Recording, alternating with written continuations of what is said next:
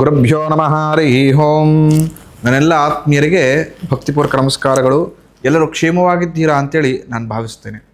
ಈ ಸಂಚಿಕೆಯಲ್ಲಿ ನಾನು ನಿಮಗೆ ಧನಿಷ್ಠ ನಕ್ಷತ್ರದವರ ಸ್ವಭಾವ ಯಾವ ರೀತಿ ಇರುತ್ತೆ, ಅವರು ಯಾವ ವಿಚಾರವನ್ನು ಜೀವನದಲ್ಲಿ ಕರೆಕ್ಷನ್ ಮಾಡಿಕೊಂಡ್ರೆ ಜೀವನ ಅದ್ಭುತವಾಗಿರತಕ್ಕಂಥದ್ದು, ಯಾವ ವಿಚಾರ ಅವರು ತುಂಬ ಚೆನ್ನಾಗಿ ವರ್ಕೌಟ್ ಆಗುತ್ತೆ, ಅದನ್ನು ಹೇಗೆ ಇಂಪ್ರೂವ್ ಮಾಡ್ಕೊಳ್ಬೋದು, ಮತ್ತು ಇವರ ಪ್ಲಸ್ ಏನು ಮೈನಸ್ ಏನು, ಇಡೀ ಜೀವನ ಪರ್ಯಂತ ಇವರ ಸ್ವಭಾವ ಯಾವ ರೀತಿ ಇರುತ್ತೆ, ಯಾವುದಕ್ಕೆ ಕಷ್ಟಪಡ್ತಾರೆ, ಈಸಿಯಾಗಿ ಯಾವುದು ತುಂಬ ಬೇಗ ಕೈ ಹಿಡಕತ್ತೆ ಅಂಥೇಳಿ ಈ ಸಂಚಿಕೆಯಲ್ಲಿ ನಾನು ತಿಳಿಸ್ಕೊಡ್ತೇನೆ. ಧನಿಷ್ಠ ನಕ್ಷತ್ರ ಮೊದಲು ಹಾಗೂ ಎರಡನೇ ಪಾದ ಬರತಕ್ಕಂಥದ್ದು ಮಕರ ರಾಶಿಯಲ್ಲಿ, 3 ಮತ್ತು 4ನೇ ಪಾದ ಬರತಕ್ಕಂಥದ್ದು ಕುಂಭರಾಶಿಯಲ್ಲಿ. ಅಂದರೆ ಈ ನಕ್ಷತ್ರ 2 ರಾಶಿಗೆ ಸೇರತಕ್ಕಂಥದ್ದು.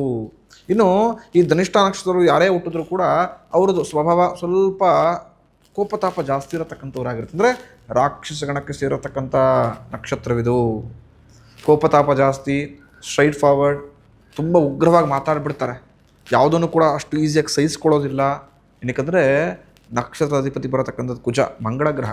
ಸ್ಟ್ರೈಟ್ ಫಾರ್ವರ್ಡ್, ನನಗೆ ಸರಿ ಅನಿಸಿದ್ದು ಸರಿ, ನೀವು ತಪ್ಪು ಮಾಡ್ತಿದ್ಯಾ, ಖಂಡಿತ ತಪ್ಪು ಇಲ್ಲ, ಸಮಾಧಾನವಾಗಿದ್ದೀನಿ, ನೇರವಾಗಿ ಯಾವುದೇ ಮುಚ್ಚುಮರೆ ಇಲ್ಲದೆ ಅಥವಾ ಏನು ಅನ್ಕೊಂಡ್ರೂ ಪರವಾಗಿಲ್ಲ, ಸತ್ಯ ಇರೋದನ್ನು ಹೇಳ್ತಾ ಇದ್ದೀನಿ ಅಂತ ಹೇಳತಕ್ಕಂಥ ಮನಸ್ಥಿತಿ ಇರತಕ್ಕಂಥ ನಕ್ಷತ್ರವಿದು.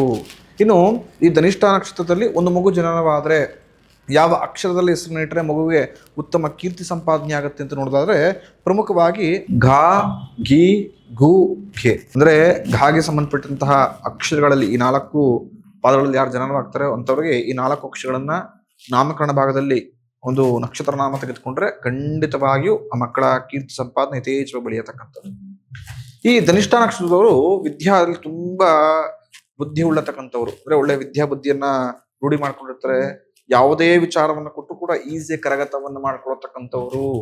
ಲೀಡರ್ಶಿಪ್ ಕ್ವಾಲಿಟಿ ತುಂಬಾ ಚೆನ್ನಾಗಿರುತ್ತೆ. ನಾಯಕತ್ವ ಗುಣಗಳು ಹೇಗಿರುತ್ತೆ ಅಂತ ಹೇಳಿದ್ರೆ, ನಾನು ಪ್ರಿಫರಬಲ್ ಆಗಿ ಎಲ್ಲರಿಗಿಂತ ಮುಂಚೆ ಒಂದು ಮುಂದೆ ಇರಬೇಕು, ನನ್ನ ಹಿಂದೆ ಎಲ್ಲ ಬರುವಂತರಾಗಬೇಕು. ಲೀಡರ್ಶಿಪ್ ಕ್ವಾಲಿಟಿ ತುಂಬಾ ಚೆನ್ನಾಗಿದೆ. ರಾಜಕೀಯ ಕ್ಷೇತ್ರದಲ್ಲಿ ಉತ್ತಮ ಹೆಸರನ್ನ, ಉತ್ತಮ ನೇಮನ್ನ ಸೆಟ್ ಮಾಡ್ಬೋದು. ಹಿಡಿದು ದಟ್ಟ ಬಿಡೋದೇ ಇಲ್ಲ. ಬೇಕು ಅಂದ್ರೆ ಬೇಕು, ಬೇಡ ಅಂದ್ರೆ ಬೇಡ.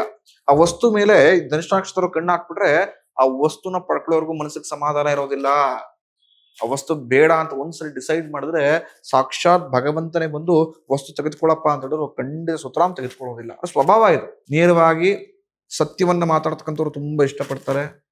ಆತ ಯಾರೋ ಒಬ್ಬ ಬಂದ್ಬಿಟ್ಟು ನಿನ್ನ ದ್ರೋಹ ಮಾಡದೆ ಅಂತ ಸ್ಟ್ರೈಟ್ ಫಾರ್ವರ್ಡ್ ಆಗಿ ಹೇಳಿದ್ರು ಕೂಡ ಸಹಿಸ್ಕೊಂಡು ಒಂದು ತಿದ್ದುಕೊಂಡು ಅವಕಾಶ ಕೊಡ್ತಾರೆ. ಆದ್ರೆ ನೀನ್ ಬೆನ್ನಿಗೆ ಯಾರು ಚೂರಿ ಹಾಕೋರಂಥವ್ರು ಅಥವಾ ಗೊತ್ತಿಲ್ದೋ ಅಪನಂಬಿಕೆಯನ್ನು ಯಾರು ಮಾಡ್ತಾರಲ್ಲ ಅಂಥವ್ರನ್ನ ಯಾವುದೇ ಕಾರಣಕ್ಕೂ ಎಲ್ಲೂ ಕೂಡ ಕ್ಷಮಿಸೋದಿಲ್ಲ. ಇನ್ನು ಈ ಧನಿಷ್ಠ ನಕ್ಷತ್ರದವರು ತುಂಬಾ ವಿದ್ಯೆಗಳನ್ನ ಕಲ್ತಿರ್ತಾರೆ. ಇವರು ಅಬ್ಸರ್ವ್ ಮಾಡಿ, ಒಂದು ಕೆಲಸಕ್ಕೆ, ಒಂದು ವಿದ್ಯೆಗೆ, ಒಂದು ಕಾರ್ಯಗಳಿಗೆ ಇವರು ಸೀಮಿತರಾಗೋದಿಲ್ಲ. ಏನೋ ಕಲ್ತಾಗಿದ ತಕ್ಷಣ ಇದನ್ನ ಮಾಡ್ತಾ ಇರ್ತಾರೆ, ಪರ್ಫೆಕ್ಟ್ ಆಗಿ ಒಂದ್ ಸ್ವಲ್ಪ ಲಾಭದಾಯಕ ಅಂತ ತಕ್ಷಣ ಇನ್ನೊಂದು ಮಾಡೋಣ ಅಂತ ಜಂಪ್ ಆಗ್ತಾರೆ. ಒಂದಷ್ಟು ಭಾಷೆಗಳನ್ನು ಕೂಡ ಈಸಿಯಾಗಿ ಕಲ್ತ್ಕೊಂಡಿರ್ತೀರಿ. ಎಲ್ಲರನ್ನು ಕೂಡ ಒಳ್ಳೆ ಮೈಂಡ್ ಸೆಟ್ ಇಂದ, ಚಾಕುಚಕ್ಯತೆಯಿಂದ ಕರ್ಕೊಂಡು ಹೋಗತಕ್ಕಂಥ ಒಳ್ಳೆ ಗುಣ ನಿಮ್ಗೆ ಇರತಕ್ಕಂಥದ್ದು. ಶತ್ರುವಿನ ನಾಶ ಮಾಡ್ತೀರಿ. ನಿಮ್ಮ ವಿರುದ್ಧ ಯಾವುದೇ ಕಾರಣಕ್ಕೂ ಯಾವ ಶತ್ರುಗಳು ಕೂಡ ಜಯತ್ವ ಪ್ರಾಪ್ತಿ ಮಾಡ್ಕೊಳ್ಳೋಕೆ ಸಾಧ್ಯವೇ ಇಲ್ಲ. ಎಂಥದೇ ಶತ್ರುವಿದ್ರು ಕೂಡ ಅಂಥವರ ವಿರುದ್ಧ ಜಯತ್ವ ಖಂಡಿತವಾಗಿ ನೀವು ಪ್ರಾಪ್ತಿ ಮಾಡ್ಕೊಳ್ತೀರಿ. ಅಂದ್ರೆ ಆ ಎಲ್ಲ ವಿಚಾರದಲ್ಲೂ ನಿಮ್ಗೆ ಉತ್ತಮ ಅಂತ ಜ್ಞಾನ ಇರತಕ್ಕಂಥದ್ದು. ಯಾವ ವ್ಯಕ್ತಿಯನ್ನು ಎಲ್ಲಿ ಟ್ಯಾಕ್ಟಿಕ್ ಮಾಡ್ಕೊಳ್ಬೇಕು, ಯಾವ ವ್ಯಕ್ತಿನ ಎಲ್ಲಿ ಮಾತುಕತೆಯಲ್ಲಿ ಮಣಿಸ್ಬೇಕು, ಯಾವ ವ್ಯಕ್ತಿಯನ್ನ ಮಾತಿನಲ್ಲಿ ಕಟಾಕ್ಬೇಕು ಎಂಬ ಜಾಣ್ಮೆ ತುಂಬಾ ಚೆನ್ನಾಗಿ ಭಗವಂತ ನಿಮಗೆ ಕರಗತ ಮಾಡಿಕೊಟ್ಟಿದ್ದಾನೆ. ಅದರಿಂದ ಶತ್ರುವಿನ ನಾಶ ಮಾಡ್ತೀರಿ. ಹಾಗೂ ಎಂಥದೇ ಸಂದರ್ಭಗಳಲ್ಲಿ ಎಂಥದೇ ವ್ಯಕ್ತಿಗಳಿದ್ರು ಕೂಡ ಅವರ ವಿರುದ್ಧ ಜಯತ್ವವನ್ನು ಈಸಿಯಾಗಿ ಪ್ರಾಪ್ತಿ ಮಾಡ್ತೀರಿ. ಇದು ನಿಮಗಿರತಕ್ಕಂಥ ದೊಡ್ಡ ಪ್ಲಸ್ ಪಾಯಿಂಟ್. ಇನ್ನು ಯಾವಾಗ್ಲೂ ಕೂಡ ಸಾಹಸ ಪ್ರಿಯರಾಗಿರ್ತೀರಿ. ಹೊಸ ಸಾಹಸಗಳನ್ನು ಮಾಡಬೇಕು. ಧೈರ್ಯ ಜಾಸ್ತಿ, ದಿಟ್ಟತನ ಜಾಸ್ತಿ. ಯಾರೇ ಇರಲಿ, ಎಂಥದೇ ವ್ಯಕ್ತಿ ಇರಲಿ, ಅಂಥವರ ವಿರುದ್ಧ ತಪ್ಪು ಮಾಡಿದ್ರೆ ಮುಂದೆ ನಿಂತು ಪ್ರತಿಭಟಿಸತಕ್ಕಂಥ ಒಳ್ಳೆ ಶಕ್ತಿ ನಿಮಗಿದೆ. ಆ ಪೊಟೆನ್ಶಿಯಲ್ ಇರತಕ್ಕಂಥದ್ದು. ಯಾವುದು ಕೂಡ ಇಂಜರಿಕೆ ಮಾಡೋದೇ ಇಲ್ಲ. ಇದರ ಸಾಹಸಗಳನ್ನು ಆಡಬೇಕು, ಸಾಹಸಮಯವಾಗಿ ಅದರ ಕೆಲಸಗಳನ್ನು ತೊಡಗಿಸ್ಕೊಳ್ಬೇಕು ಅಂದ್ರೆ ಮೊದಲನೇ ಸಲ ನೀವು ನಿಂತಿರ್ತೀವಿ. ಸಾಹಸ ಅಂದ್ರೆ ನಿಮ್ಗೆ ತುಂಬಾ ಪ್ರಿಯವಾಗಿರತಕ್ಕಂಥ ಒಂದು ವಿಚಾರ. ನೀವು ಯಾರ ತುಂಬಾ ಭಯ ಪಡ್ತಾ ಇದೆ ಅಂದ್ರೆ ಅದನ್ನ ನಾನು ಟ್ರೈ ಮಾಡಬೇಕು ಅಂತಾನೆ ಹೋಗ್ತೀರ. ಚಾಲೆಂಜಿಂಗ್ ಅಂದ್ರೆ ಇಷ್ಟ. ನೀವು ಅಂದ್ರೆ ಚಾಲೆಂಜಿಂಗ್ ಅಂದ್ರೆ ಧನಿಷ್ಠ ನಕ್ಷತ್ರ ಅಂತ. ಧನಿಷ್ಠ ನಕ್ಷತ್ರವ್ರಿಗೆ ಒಂದ್ಸಲ ಚಾಲೆಂಜ್ ಮಾಡಿ ನೋಡ್ಬಿಡಿ. ಯಾವುದೇ ಕಾರಣಕ್ಕೂ ಸೋಲ್ಬೇಕು ಅಂತಿದ್ರು ಕೂಡ ಚಾಲೆಂಜ್ಗೋಸ್ಕರ ಸೋಲಕ್ಕೆ ಇಷ್ಟಪಡಲ್ಲ. ಅವ್ರಿಗೆ ಆ ಶಕ್ತಿ ಇಲ್ಲ ಅಂದ್ರೂ ಕೂಡ ಚಾಲೆಂಜ್ ಮಾಡಿದೀನಿ ಅಂತನಾದ್ರೂ ಕೂಡ ಆ ಚಾಲೆಂಜ್ ಗೆಲ್ಲುವಂತರಾಗ್ತಾರೆ. ಅಂದ್ರೆ ಅಷ್ಟು ಸ್ಪಿರಿಟ್ ಆಗಿ ತೆಗೆದುಕೊಳ್ತಾರೆ. ತುಂಬಾ ಉತ್ಸುಕರಾಗಿರ್ತಾರೆ. ಹೈಪರ್ ಆಕ್ಟಿವ್, ಸ್ವಲ್ಪ ಆಕ್ಟಿವ್ನೆಸ್ ತುಂಬಾ ಜಾಸ್ತಿ ಇರುತ್ತೆ. ಎಲ್ಲದ್ರಲ್ಲೂ ಮುಂದಾಗಿರ್ಬೇಕು, ಎಲ್ಲದ್ರಲ್ಲೂ ನಾನೇ ಹೆಸರು ಸಂಪಾದನೆ ಮಾಡಬೇಕು, ಎಲ್ಲ ವಿಚಾರಗಳನ್ನ ಮುಂದೆ ತಿಳ್ಕೊಂಡು ಹೋಗ್ಬೇಕು. ಈ ತರ ಮನಸ್ಥಿತಿ ಇರತಕ್ಕಂಥವ್ರು ಧನಿಷ್ಠ ನಕ್ಷತ್ರದವರು ಪ್ಲಸ್. ಎಂಥದೇ ಕಠಿಣ ಪರಿಸ್ಥಿತಿಯಲ್ಲಿ ಯಾರೇ ಗೊತ್ತಿಲ್ಲ ಅಂದ್ರೂ ಕೂಡ ಅವ್ರ ಹತ್ರ ತುಂಬಾ ಜನ ಪರಿಚಯ ಮಾಡ್ಕೊಂಡು ಏನೋ ಒಂದು 50 ವರ್ಷದೊಳಗೆ ಬಾಂಡಿಂಗ್ ಇರ್ಬೇಕನ್ನೋ ಆ ತರ ಬೇಗ ಜಿಲ್ಲಾಗ್ಬಿಡ್ತೀವಿ. ಆ ಒಳ್ಳೆ ಗುಣವನ್ನ ಭಗವಂತ ನಿಮ್ಗೆ ಈಸಿಯಾಗಿ ತುಂಬಾ ಕೊಟ್ಟಿದ್ದಾರೆ. ಬೇಗ ಕರಗ್ತೀರಿ. ನೀವು ನೋಡೋದಕ್ಕೆ ಹೇಗಿರ್ತೀರ ಅಂದ್ರೆ ಅಳಸ್ಲೆಂಡಿದ್ದಗ್ಗೆ ಮುಂದೆ ತುಂಬಾ ಮುಳ್ಳು ಚುಸ್ತಾ ಇರತ್ತೆ.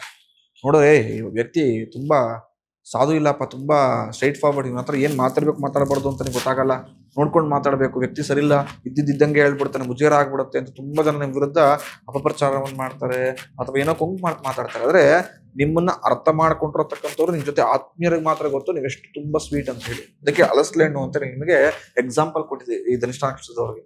ಮುಂದೆ ಹೊರಟಾ ಕಾಣ್ತೀರಿ, ಮಗುವಿನಂತ ಮನಸ್ಸು ತುಂಬಾ ಬೇಕು ರಕ್ತೀರಿ ನೀವು. ಎಷ್ಟೇ ಹಠ ಮಾಡಿದ್ರು, ಎಷ್ಟೇ ಸರಿ ಇಲ್ಲ ಅಂತ ನಿಮ್ಗೆ ಗೊತ್ತಿದ್ರು ಕೂಡ ಯಾವ್ದೋ ಒಬ್ಬ ವ್ಯಕ್ತಿ ಬಂದು ಬೇಡ್ಕೊಂಡ್ಬಿಟ್ರೆ ಬಿಟ್ಬಿಡ್ತೀರಿ. ನಿಮಗೆ ಲಾಸ್ ಆದ್ರೂ ಪರವಾಗಿಲ್ಲ, ಚೆನ್ನಾಗಿರಪ್ಪ, ಈಗ ಬುದ್ಧಿ ಕಲ್ತ್ಕೊಂಡು ಜೀವನ ಕಟ್ಕೊ ಅಂತೇಳಿ ನಿಮಗೆ ಲಾಸ್ ಆಗ್ತಿದ್ರೆ ಬಿಟ್ಕೊಟ್ಬಿಟ್ಟು ಬರ್ತೀರಿ. ಯಾರಿಗೂ ದ್ರೋಹ ಮಾಡದಂತ ನಕ್ಷತ್ರ ಇದು ಧನಿಷ್ಠ ನಕ್ಷತ್ರ. ತಮಗೆ 10 ರೂಪಾಯಿ ಲಾಸ್ ಆಗ್ತಿದ್ರು ಪರವಾಗಿಲ್ಲ, ಇನ್ನೊಬ್ರಿಗೆ ನಾವು ದ್ರೋಹವನ್ನು ಬಯಸಬಾರ್ದು, ಇನ್ನೊಬ್ರಿಗೆ ಜೀವನ ಕಟ್ಕೊಡ್ಬೇಕು. ತುಂಬಾ ಜನ ಧನಿಷ್ಠ ನಕ್ಷತ್ರದವರ ಸಹಾಯದಿಂದ ಜೀವನವನ್ನ ಕಟ್ಕೊಂಡಿರ್ತಾರೆ.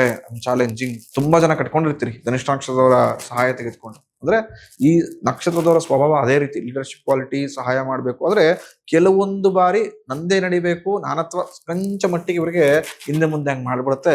ಜನರೊಂದಿಗೆ ಕಸಿಬಿಸಿಯ ತರ ಆಗ್ಬಿಡುತ್ತೆ. ಉತ್ತಮವಾದಂತ ಕ್ಷೇತ್ರ ರಾಜಕೀಯ ಕ್ಷೇತ್ರ, ಪೊಲೀಸ್ ಇಲಾಖೆ, ಈ ತರ ಸ್ವಲ್ಪ ಆಡಳಿತಾತ್ಮಕ ಯಾವುದೇ ಇಲಾಖೆಗೆ ಹೋದ್ರು ಕೂಡ ಒಳ್ಳೆ ಹೆಸರನ್ನ ಮಾಡ್ತೀರಿ. ಒಳ್ಳೆ ಅಧಿಕಾರವನ್ನು ಕೂಡ ಪಡೆದುಕೊಂಡು 100 ಜನಕ್ಕೆ ಸಹಾಯವನ್ನ ಮಾಡ್ತೀರಿ. ಅದು ನಿಮ್ಮ ದೊಡ್ಡ ಗುಣ ಇರತಕ್ಕಂಥದ್ದು. ಸದಾಕಾಲ ಒಂದಲ್ಲ ಒಂದು ಕಷ್ಟ ಧನಿಷ್ಠ ನಕ್ಷತ್ರದವ್ರನ್ನ ಬಿಡದೆ ಕಾಡ್ತಾ ಇರತ್ತೆ. ಅನ್ಕೊಂಡಿರೋದು ಯಾವ್ದು ಆಗ್ತಾ ಇಲ್ಲ ಅಂತೇಳಿ ಮನಸ್ಸಿಗೆ ಬೇಜಾರಾದ್ರೆ ಒಂದಲ್ಲ ಒಂದು ಅಡೆತಡೆಗಳು ಯಥೇಚ್ಛವಾಗಿ ಕಾಡಿಸ್ತಾ ಇರುತ್ತೆ. ಮನಸ್ಸಿನಲ್ಲಿ ದುಃಖ ಕೂಡ ಇರತಕ್ಕಂಥದ್ದು. ನಿಮ್ಗೆ ಏನೋ ಒಂಥರ ತಾತ್ಸಾರ ಮನೋಭಾವ, ಪಡೆದ್ಕೊಳಕ್ ತುಂಬಾ ಕಷ್ಟಪಟ್ಟಿರ್ತೀರಿ. ಪಡೆದ್ಕೊಂಡ್ಮೇಲೆ ಕೆಲವು ಬಾರಿ ಉದಾಸೀನ ಮಾಡ್ತೀರಿ, ಚುಚ್ಚು ಮಾತನಾಡ್ಕೊಂಡು ಕೇಳಿಸ್ಕೊಳ್ತೀರಿ. ನೀವು ಕೂಡ ಕೊಂಕು ಮಾತನಾಡ್ತೀರಿ ಬೇರೆಯವ್ರ ವಿರುದ್ಧ. ಇದು ದೊಡ್ಡ ಮೈನಸ್ ಪಾಯಿಂಟ್ ನಿಮಗೆ. ಆರೋಗ್ಯದ ಸಮಸ್ಯೆಗಳು ತುಂಬಾ ಏರುಪೇರಾಗತಕ್ಕಂಥದ್ದು. ಒಂದು ಬಾರಿ ಸರಿದಿದ್ದ ಆರೋಗ್ಯ ಮತ್ತೊಂದು ಬಾರಿ ತುಂಬಾ ಏರುಪೇರಾಗತ್ತೆ. ಯಾವ ರೀತಿ ಬ್ಯಾಲೆನ್ಸ್ ಮಾಡೋದು, ಹೇಗೆ ತೆಗೆದುಕೊಂಡು ಹೋಗೋದು ಆರೋಗ್ಯ ಅಂತ ಹೇಳಿ ನಿಮ್ಗೆ ಎಷ್ಟೋ ಸಲ ಕನ್ಫ್ಯೂಸ್ ಆಗತಕ್ಕಂಥದ್ದು ದೊಡ್ಡ ಡ್ರಾಬ್ಯಾಕ್ ಇದು. ಸ್ವಲ್ಪ ಸೂಕ್ಷ್ಮವಾಗಿ ಜಾಗ್ರತೆಯಿಂದ ಆರೋಗ್ಯವನ್ನು ನೋಡ್ಕೊಳ್ಳುವಂತರಾಗಿ. ಹಾಗೆ ಕೆಲವು ಅನ್ಕೊಳ್ತೀರಿ ಮಾತಾಡಬಾರ್ದು, ಸ್ವಲ್ಪ ತಾಳ್ಮೆಯಿಂದ ಇರಬೇಕು, ವಿವರಿಸಬಾರ್ದು ಅಂತ.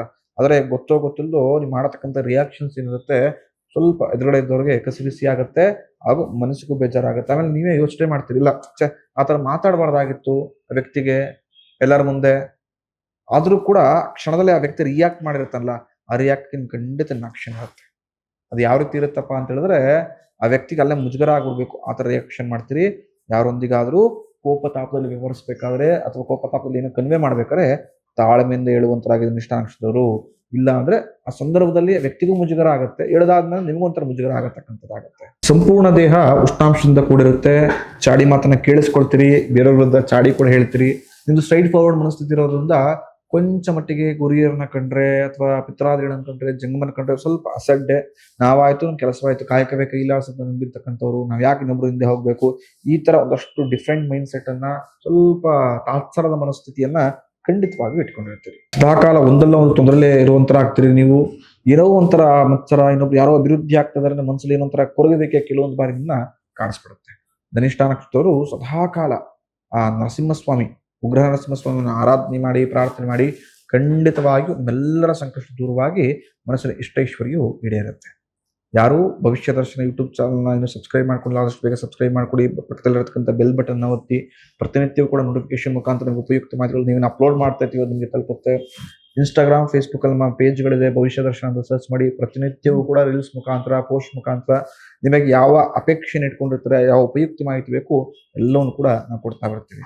ಯಾರು ನಿಮ್ಮ ಜಾತಕವನ್ನು ಪರಿಶೀಲನೆ ಮಾಡಿಸ್ಕೊಳ್ಬೇಕು, ನೇರವಾಗಿ ಭೇಟಿ ಮಾಡಬೇಕು ಅಂತಿದ್ದೀರಾ, ಕೆಳಗಡೆ ಡಿಸ್ಪ್ಲೇ ಆಗತಕ್ಕಂಥ ನಂಬರ್ಗೆ ಕಾಲ್ ಮಾಡಿ ಅಪಾಯಿಂಟ್ಮೆಂಟ್ ತೆಗೆದುಕೊಳ್ಳಿ. ನೇರವಾಗಿ ಭೇಟಿ ಮಾಡಿ ನಿಮ್ಮಲ್ಲಿರತಕ್ಕಂಥ ಗೊಂದಲವನ್ನ, ಡೌಟನ್ನು ಕ್ಲಿಯರ್ ಮಾಡಿಕೊಂಡು ಮನಸ್ಸಿನ ಇಷ್ಟೈಶ್ವರ್ಯವನ್ನ ಈಡೇರಿಸಿಕೊಳ್ಳಿ. ಭಗವಂತ ನಿಮ್ಮೆಲ್ಲರಿಗೂ ಒಳ್ಳೆ ಆರೋಗ್ಯವನ್ನು ಕೊಡಲಿ ಅಂತ ಆಶಿಸ್ತೇನೆ. ಮುಂದಿನ ಸಂಚಿಕೆಯಲ್ಲಿ ಸಿಗೋಣ.